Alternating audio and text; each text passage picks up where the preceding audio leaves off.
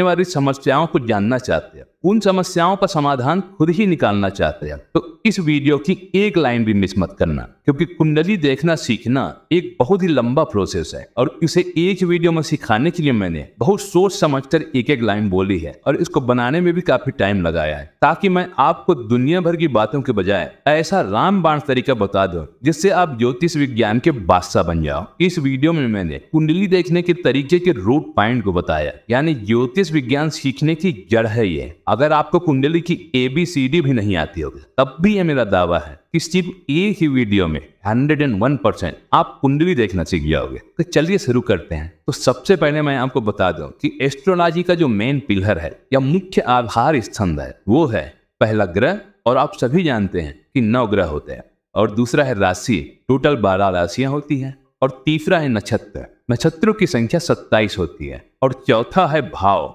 जैसे 12 राशियां होती हैं ठीक वैसे ही 12 भाव भी होते हैं। आप अपने जीवन में जो भी जानना चाहते हो वो इन भावों से ही देखते हैं। 12 भाव होते हैं और हर भाव का अलग अलग फल होता है। आप जीवन के जिस क्षेत्र के बारे में जानना चाहते हो उस क्षेत्र से ही संबंधित भाव को देखा जाता है। जैसे मान लो आप विवाह के बारे में जानना चाहते हो तो 7वें भाव को देखते हैं, धन के बारे में जानना चाहते हो तो दूसरा भाव, और जॉब के बारे में जानना चाहते हो तो 10वें भाव को देखते हैं। इन्हीं 9 ग्रह, 12 राशियां, 27 नक्षत्र और 12 भावों को आपने समझ लिया तो समझो कि आपने कुंडली देखना सीख लिया। इस वीडियो में हम इन्हीं चारों चीजों को बारी बारी से समझेंगे, और जैसे जैसे इन चीजों को समझते जाओगे आप तो कुंडली देखना बच्चों का खेल हो जाएगा। फिर आप अपनी तो क्या किसी भी की कुंडली को रीड कर सकते हो। तो सबसे पहले शुरू करते हैं ग्रह से, और जैसा कि आप सभी जानते हैं 9 ग्रह होते हैं। पहला सूर्य, दूसरा चंद्रमा, तीसरा मंगल, चौथा बुध, 5वां गुरु, 6वां शुक्र, 7वां शनि, 8वां राहु और 9वां केतु।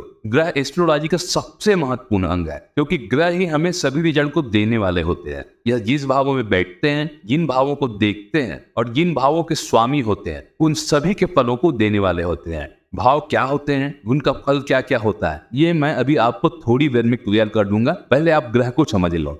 ग्रह आपको वही फल देते हैं जो उनका कारकत्व है, उनका गुण है, जो उनकी विशेषता है। जैसे मान लो बुध देव प्रथम भाव में बैठते हैं। प्रथम भाव लग्न भाव है। प्रथम भाव आपका शरीर है, आपको इससे आप एक कैरेक्टर को देखते हैं, आपके नेचर को देखते हैं। और जब बुध देव यहाँ बैठेंगे तो बुध देव क्या देंगे, वो वही देंगे जो उनका कारकत्व है, विशेषता है। और बुध देव किस चीज के लिए जाने जाते हैं? बुध देव दिमाग, बुद्धि और इंटेलिजेंस ले जाते हैं। तो हम कह सकते हैं कि जिस व्यक्ति की यह कुंडली है वह बहुत ज्यादा बुद्धिमान होगा क्योंकि वह लग्न में बैठा है। या मान लो गुरुदेव दूसरे भाव में बैठे, दूसरा भाव धन का है और गुरु से हम धन को भी देखते हैं, तो हम यह कह सकते हैं कि व्यक्ति फाइनेंशियली स्ट्रांग होगा। इसी प्रकार चंद्रमा मन का कारक है, आपके सुख का कारक है। तो सबसे पहले हम इन 9 ग्रहों के कारकत्व को समझ लेते हैं कि कौन सा ग्रह हमें क्या क्या देते हैं, उनकी विशेषता क्या है, उनका गुण क्या है। इन कारकत्व को जानना बहुत इंपॉर्टेंट है। इसको जाने बिना दुनिया का कोई भी इंसान कुंडली देखना नहीं सीख सकता।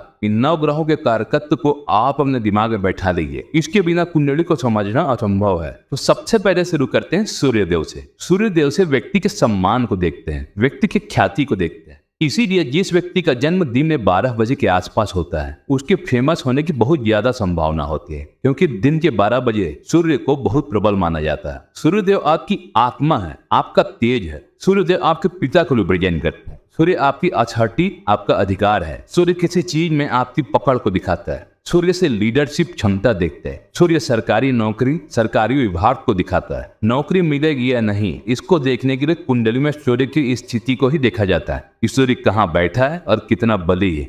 सूर्य आपके कुंडली में कमजोर है तो यह आपके पिता के खराब स्वास्थ्य, आपके सम्मान में कमी और आपके कमजोर नेतृत्व क्षमता को प्रदर्शित करता है। अब बात करते हैं दूसरे ग्रह चंद्रमा की। चंद्रमा से आपके मन को देखते हैं। आपका मन काम में नहीं लगता, गुस्सा बहुत ज्यादा आता है, बार बार काम बदलते हैं। यह सब आपके कमजोर चंद्रमा की निशानी होती है।